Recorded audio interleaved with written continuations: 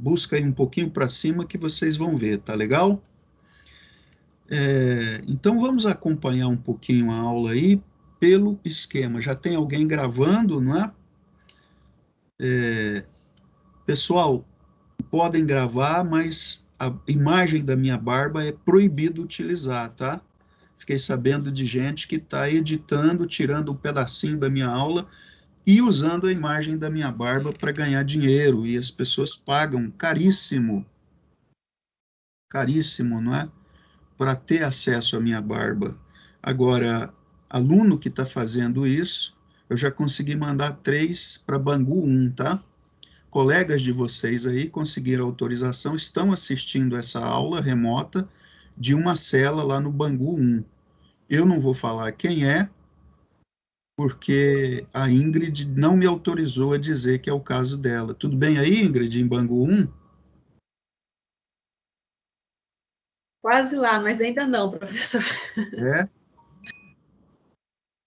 Ué, mas a Polícia Federal falou que ia bater aí na sua casa? Estou limpa, professor. Estou sabendo. Então, olha só. Vamos pegar aí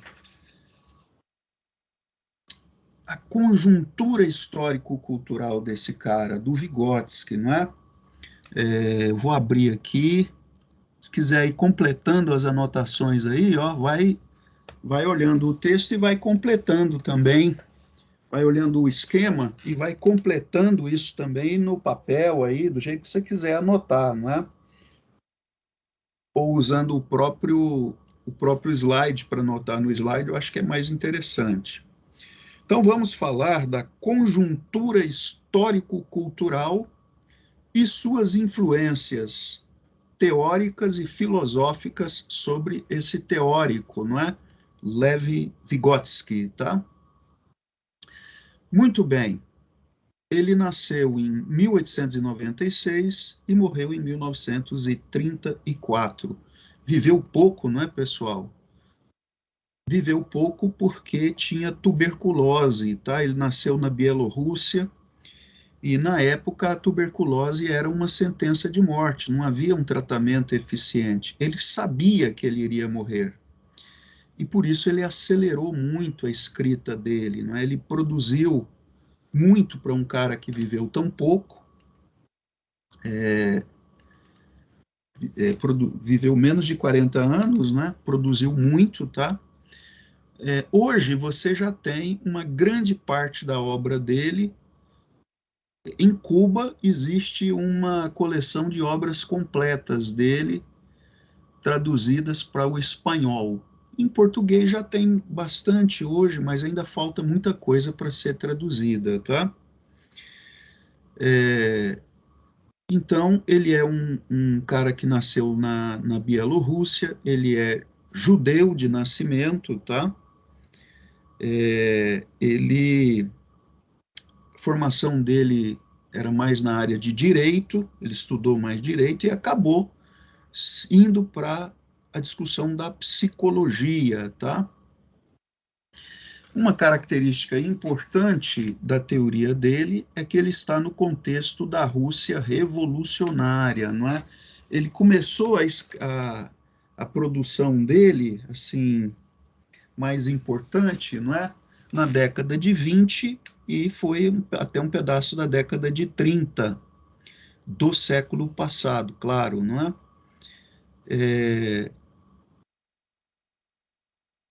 Então, era exatamente o contexto posterior a 1917, com a Rússia revolucionária. Isto teve uma influência muito importante sobre a obra dele. Nós vamos ver que existe uma influência do Karl Marx sobre a obra do Vygotsky, tá? No Brasil, a teoria dele é bastante influente, não é? Uma das razões por que a teoria dele influenciou muito o Brasil é que, durante o regime militar, na década de 70, especialmente na década de 80, não é? No começo já da década de 80, psicólogos brasileiros que eram de esquerda e se opunham ao regime militar, eles foram até Cuba e tiveram contato com teóricos que lá conheciam Vygotsky, não é? E eles trouxeram o Vygotsky para o Brasil. Essa é uma das vias importantes de entrada do Vygotsky no Brasil. Isso influenciou muito a chamada psicologia social latino-americana no Brasil, tá? Aí, ó, Silvia Lani, tá? Malren Lani. Ela é da PUC de São Paulo, era, não é? Ela já faleceu. Quando estava bem velhinha, ela veio a Goiânia, eu a vi aqui no nosso auditório. Então, existe uma influência muito grande do Vygotsky sobre o estudo do desenvolvimento humano, né? Vocês estudaram um pouquinho do Vygotsky em desenvolvimento humano?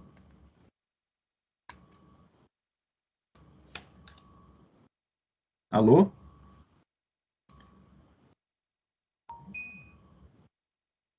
Não é? Então, influenciou muito a pesquisa sobre o desenvolvimento humano, não é? Ele é um teórico do desenvolvimento humano, influenciou muito também a psicologia social brasileira, a psicologia chamada de latino-americana, não é? Uma psicologia que tem um viés muito forte de esquerda, não é? Muito bem, então, mas voltando ao nosso esquema aqui, primeiro nome importante que nós devemos considerar entre os interlocutores de Vygotsky. Olha, todo teórico tem seus interlocutores. Nem sempre ele conta para você. Você tem que descobrir, estudando a conjuntura histórico-cultural dele, não é? Então, Vygotsky é o primeiro teórico que a gente vai estudar aqui que discorda do continuismo darwinista. Atenção, esse ponto é fundamental, tá? Vygotsky discorda do continuismo. Defina para mim o que é continuismo. Estou esperando. O que é continuismo, como defendido por Charles Robert Darwin?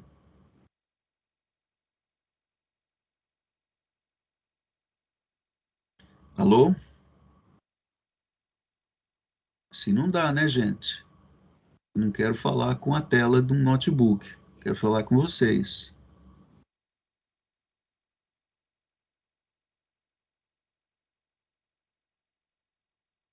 De evolução, né, professor? Sim, evolução. Questão do E aparelho psíquico evoluindo e aí está relacionado com o sistema neural e tal, questão da evolução disso, né? tem a ver com tudo isso, mas quando se fala continuismo, se fala de continuidade entre que e o que. Entre o animal e o ser humano. É isso aí, né? Tudo que vocês falaram está certo, tá? Então é a continuidade entre o animal e o ser humano. Continuidade em relação a quê? Em relação à mente, às faculdades mentais. Essa é a tese basilar do senhor Charles Robert Darwin, não é? Ele diz assim, olha, eu, Darwin, diferentemente de Aristóteles, não acho que a faculdade racional é só do ser humano, não. O Aristóteles, aquele bobão lá dos gregos, estava errado, eu estou certo. É o seguinte, estou brincando, claro, né? Peronomútil. Então, o Darwin está dizendo assim, se você pegar os chimpanzés, os primatas, sobretudo, não é? Mas o Romanes diz, até mesmo os gatos, não é? Então, eles também têm uma capacidade, uma faculdade racional para solucionar problemas, para entender como é que se abre uma porta, a alavanca para abrir uma porta, não é? Então, eles quiseram dizer o seguinte, existe uma continuidade, as faculdades mentais que o ser humano tem, nós as encontramos, pelo menos em alguns outros animais, nós as herdamos desses animais, não é? está lá no texto também do Charles Darwin, que é a expressão das emoções no homem e nos animais. Aquele texto aquele livro que eu mostrei para vocês aqui, estão lembrados, né? Que tinha o ser humano bravo, parece um pouco o lobo bravo, não é? Então existe um continuismo. A mente humana, presta atenção, Darwin está dizendo que a diferença entre a mente humana e o animal é quantitativa e não qualitativa. Nós temos mais do que eles têm, mas o que nós temos, eles, especialmente aqueles mais próximos de nós, os primatas, né, também possuem. Estou sendo claro? Posição continuista do Darwin. Sim, professor. Sim. Tá, sim. Além de o Darwin também ter dado muita importância para a herança, não é?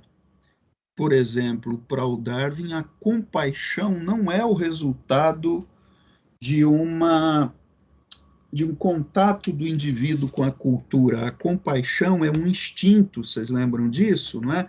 Lá no comecinho eu falei para vocês que o Darwin defendeu a existência de um instinto de compaixão que foi selecionado ao longo da evolução da espécie. Então, a compaixão não é resultado, não é uma construção cultural a partir do contato do indivíduo com a cultura. Então, olha aí como ele está valorizando a herança, o inatismo, né? O Vygotsky vem e faz assim, ó. Pau! Quem lembra do karatê? Na década de 70 se falava muito do karatê, né? 80 também. Aí mostravam lá aqueles caras que quebravam telhas, né? Com um golpe de karatê. Na época eu também participava disso, só que ao invés de usar um golpe, eu quebrava a madeira, a telha apenas com o meu olhar, né? Quando eu olhava de forma mais séria e concentrada, havia uma rachadura em troncos de sequoias, tá? Mas isso é coisa lá do passado, eu parei de fazer isso hoje, né? Especialmente porque eu gosto da natureza, então não faço mais isso, né? Mas o karateca quebrava, né? Rompia aquilo ali. E o Vygotsky também deu um golpe na teoria do Darwin, no sentido de que o Vygotsky se apresenta agora como um descontinuista, tá? Descontinuísta, né? O Vygotsky se apresenta agora como um descontinuísta. Como assim, hein, pessoal? Porque ele diz que a diferença entre o humano e o animal é qualitativa e não quantitativa. Vygotsky usa um conceito, nem sei se está na minha síntese aí para vocês, que é o conceito de processos psicológicos complexos. Processos psicológicos complexos, tá? Que ele diz assim, só o ser humano possui esses processos psicológicos complexos. O que significa isso? Significa que a memória humana, o pensamento do ser humano, tá? Essas faculdades mentais do ser humano, a voluntariedade do ser humano, tudo isso aí são processos diferentes que você não encontra nos animais. Por que não, hein, pessoal? Por que não? Sobretudo por conta do fato de que o ser humano, o comportamento do ser humano é mediado, não é? Existe a linguagem, a mediação da linguagem, tá? O que eu quero dizer com isso? É o seguinte, vou contar uma coisa curiosa para vocês. Sabe essas pessoas, essas crianças que algumas foram encontradas, não é? Não conviveram com seres humanos, mas sobreviveram no ambiente silvestre. Existem casos razoavelmente bem documentados disso, né? Crianças que cresceram com lobos, por exemplo, e que depois se ensinou a linguagem para essa criança, tá? Se tentou ensinar a linguagem para essa criança. O que acontecia de curioso? À medida que ele estava aprendendo a linguagem, atenção, se fazia perguntas para ele sobre o que é que ele fez ontem, o que é que ele fará amanhã. E isso era muito complicado, não é? Essa ideia do passado e do futuro. Por quê? Devido à ausência da linguagem, tá? Parece que essas pessoas que não foram humanizadas no sentido de construir as faculdades, né, psíquicas, os processos psicológicos complexos, essa ideia do ontem e do amanhã é muito complicada. Parece que eles vivem mais a realidade no presente imediato, não é? Como, se vocês não estiverem me ouvindo, me falem, eu tenho um sinal aqui na tela, acho que vocês estão ouvindo, né? Então é muito estranha essa ideia de o que é que você fez ontem, não é? Por quê, hein, pessoal? Presta atenção. Sem a linguagem, sem a representação do mundo, a gente vive no presente. A gente responde à situação imediata como o animal, não é? Então, se você colocar ali, as leoas matam um antílope, aí chega o leão e expulsa as leoas e come, até encher. Depois que ele comeu, o que sobrar, se sobrar, é dos outros, não é? Então, tem aquela, dado o estímulo, vai acontecer a resposta. Essa é a tese do Vygotsky. A tese do Vygotsky é a seguinte: o paradigma do estímulo-resposta tinha que ter uma seta aí. O paradigma do estímulo-resposta vale para o animal, não vale para o ser humano. Então, o Vygotsky está criticando o Darwin pelo continuismo e está criticando as escolas que... está criticando também as escolas que trabalham com o continuismo do Darwin. Por exemplo,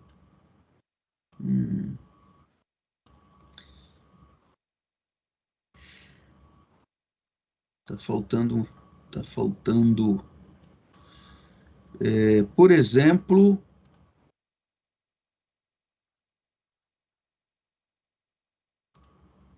a reflexologia russa. Justifica para mim, pessoal, o seguinte: a reflexologia russa, ela é a reflexologia russa, ela é continuista? Se não, por quê? Se sim, por quê? Estou ouvindo vocês. A reflexologia russa é continuista ou não?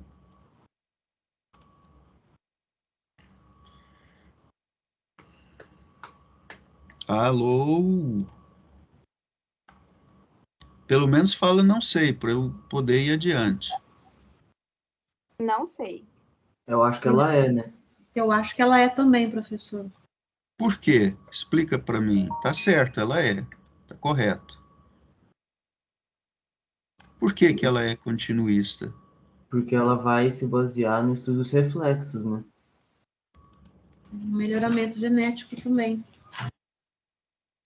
Ela Não, vai entender que os processos que acontecem no cérebro estão ligados com os reflexos e que isso está indicando a evolução de algumas partes e tal. O próprio Pavlov não fez os estudos relacionados a isso, questão de onde surgiu o reflexo condicionado e tal. Isso não faria ele provar que existiu esse continuismo? Ali começa a aparecer um elemento continuista. Mas lembra o que é o continuismo? Não é a continuidade entre o humano e o animal? Como é que acontece essa continuidade entre humano e animal? Como é que ela aparece no pensamento na reflexologia russa, hein? Os animais teriam o reflexo condicionado apenas e não, o reflexo condicionado e incondicionado. Não estou conseguindo fazer a relação, professor. É o seguinte, ó. Deixa eu ver se vocês escreveram aqui. É o seguinte. Para a reflexologia russa, os mesmos, veja só onde é que está o cerne aí, o continuismo na reflexologia russa. Os mesmos princípios que explicam o comportamento do animal explicam o comportamento humano. Então, veja bem, o Pavlov estudou os reflexos condicionados, não é? Ele estudou os reflexos condicionados com cães. Não foi, pelo menos, houve experimentação com humanos também. O Vygotsky fala disso, não é? Na escola reflexológica. Mas a escola reflexológica ficou presa ao continuismo. Como assim? Os mesmos mecanismos de aprendizagem dos animais são entendidos como suficientes para explicar o comportamento humano. Então, basicamente, o condicionamento reflexo, não é? A reflexologia russa diz que é o condicionamento reflexo que é o mecanismo de aprendizagem dos animais, mas também dos seres humanos. Então, existe um continuismo aí. E o Vygotsky olha e diz assim, esse continuismo está baseado esse continuismo, não é? Ele está baseado na suposição de que o paradigma estímulo-resposta, ele vale para o humano e para o animal. E o Vygotsky diz, não, o paradigma estímulo-resposta vale para o animal, não vale para o ser humano. Ué, professor, mas como assim? Como é que é esse negócio de que o paradigma estímulo-resposta não vale para o ser humano? É porque no caso do ser humano, existe a mediação, existe a linguagem, tá? Existe a mediação da linguagem. Eu estou procurando um esquema aqui, um desenho, mas sempre tem alguma coisinha para encher o saco da gente, né? Para atrapalhar a gente.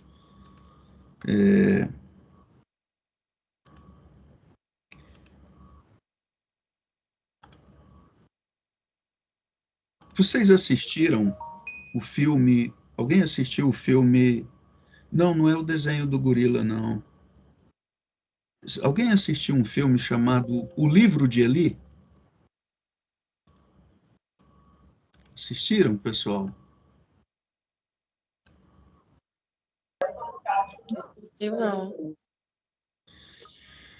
Nesse filme, O Livro de Eli se fala, O Livro de Eli, é um filme muito interessante, se fala de um mundo no qual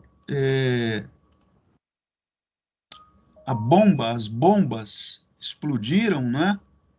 As bombas explodiram e não faltava água, faltava comida, as pessoas matavam por água e comida. A comida estava tão escassa que se matava as pessoas para comer a carne, tá? E esse cara, especificamente esse cara, o Eli, ele é preso, um dia ele é preso pelos inimigos dele, não é? E nessa prisão, ele recebe eles dão água e comida para ele. E lá na prisão tem uma mulher junto com ele, uma menina, não é? Uma garota, assim, devia ter uns 20 anos de idade, tá? E o que é que ele faz? Ele oferece a comida para ela. Mandei um esqueminha aí para vocês no chat agora. Abre esse esquema. Ele oferece a comida para ela. Ele divide num mundo em que a comida é raríssima. E ele diz assim para a moça: vamos fazer como os antigos, vamos compartilhar. Opa, isso aí é diferente. O Vygotsky diz: isso aí não pode ser explicado pelo paradigma estímulo-resposta. O paradigma estímulo-resposta envolve uma resposta ao estímulo presente e de forma inevitável e imediata, tal qual o leão. O leão, se a leoa caça, o que ele faz? Tem a carne, o estímulo, diria a reflexologia, então tem a resposta, ele come, é inevitável, não é? Ele não compartilha. Tudo bem? Isso aí é o leão. Ora, o Eli era um cara muito forte, muito bom de briga, tinha técnicas de artes marciais refinadíssimas, né?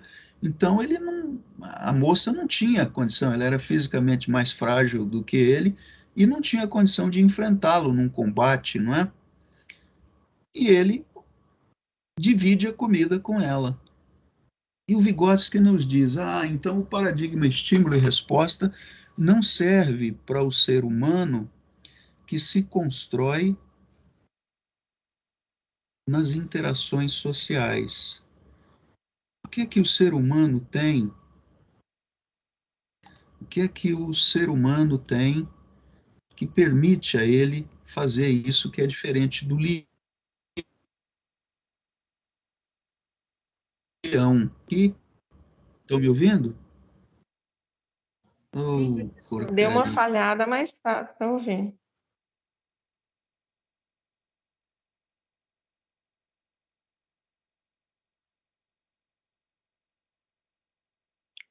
Congelou só para mim, gente? Eu acho que caiu mesmo.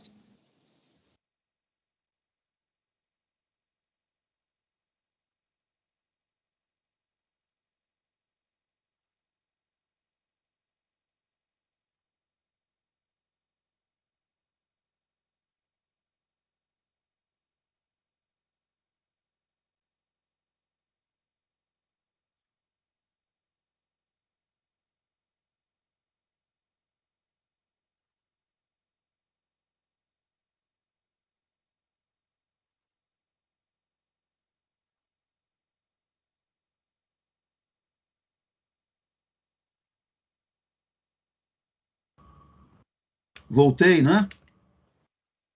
Pessoal, Voltou. Voltou. certo. Até onde vocês me ouviram, por favor? Estava falando da concepção de Vygotsky, né? Da questão do social, Isso, do homem como ser social. Então, por que que o Eli divide a comida?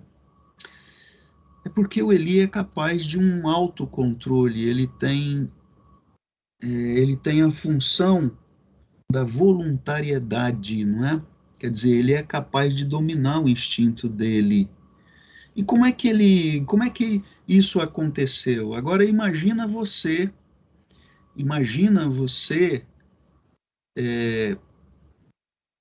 quando você vai a uma festa, você com 4 anos de idade, não é? 4 anos de idade, primeira festinha de aniversário que você vai na casa de uma menininha, da sua amiga, né? Uma festinha legal, aí você chega com a sua mamãe é rigorosa com as coisas, mamãe sempre chega na hora, né? E no Brasil, quem chega na hora, chega antes de todo mundo, não é verdade? Aí chega lá com você, segurando a sua mãozinha, não é? E cumprimenta a amiga dela, a sua mãe está preocupada em mostrar que ela é uma boa mãe e que ela educou bem você é educadinha, né? Aí ela está segurando sua mão e você vê aquela mesa cheia de doce, né? Tem tudo lá, tem olho de sogra, tem tudo lá, né? E a única coisa boa que vem da sogra é o olho de sogra, né, pessoal? Aí você vê aquele, às vezes no sentido literal também, né? Mas aqui é o doce, tá? Então tá lá o olho de sogra, não é? Tem que descobrir por que esse doce chama olho de sogra. eu, eu não sei. Então, olha só. Tá lá o olho de sogra e você olha para aquilo e fica com aquele olhão desse tamanho assim. Aí você solta a mão da sua mãe, solta a mão da sua mãe e sai correndo e vai lá para pegar o olho de sogra e comer. Quando você está esticando a sua mão, a sua mãe segura o seu braço e fala assim: não, menina, dá uma bronca. Menina, isso aí, isso é falta de educação, tem que esperar as pessoas chegarem, né? Não pode comer antes dos outros, te dá uma bronca. Aí puxa você e você vai lá e fica com a mãozinha segurando a mão da sua mãe, né, e com o olho arregalado olhando para os doces. E o que está acontecendo ali? Os códigos sociais, né? A ideia de tábula rasa. Rasa de quê? Dos códigos sociais. A mamãe está trabalhando, não é? Num momento em que, atenção, esses códigos sociais, não é? Eles não estão operando para você ali. Então, a mamãe controla o seu comportamento. A mamãe usa a linguagem para controlar o seu comportamento. A linguagem aí, ela tem uma função social, que é o controle do outro sobre você, ou de você sobre o outro. É uma linguagem que tem função em relação ao outro, não é? Então a mamãe diz: se controla, menina. Isso é falta de educação. As pessoas vão reparar. Então, olha só. Em algum momento, o que a mamãe está ensinando ali para você, ela está ensinando um controle voluntário, não é? Você é capaz de refrear o instinto, como o Eli fez na presença da carne. Então, ali está sendo construído em você uma função psicológica que não existe de forma inata. Essa função é do controle voluntário. À medida que essa função do controle voluntário vai se amadurecendo ali dentro, né? Não precisa mais da mamãe controlar você. Você mesmo olha em volta, se percebe visto pelo outro e fala assim: eu não vou comer antes porque é feio. Aí você não quer ser vista dessa forma pelas pessoas, né? Então veja bem, existe uma internalização aí, mas esse controle voluntário, de onde ele vem? Ele vem da interação com o outro. O Vygotsky diz que tudo o que é intrapsicológico foi antes interpsicológico, tá? Não sei se está escrito no meu esquema, procurem aí. Tudo o que é intra... Opa, já são 12h19, pessoal. Não tinha visto. Então vamos deixar essa frase para a gente continuar na próxima aula. Tudo o que é intrapsicológico foi antes interpsicológico, né? Próxima aula a gente continua o Vygotsky e quem está com o Watson, John Broadus Watson.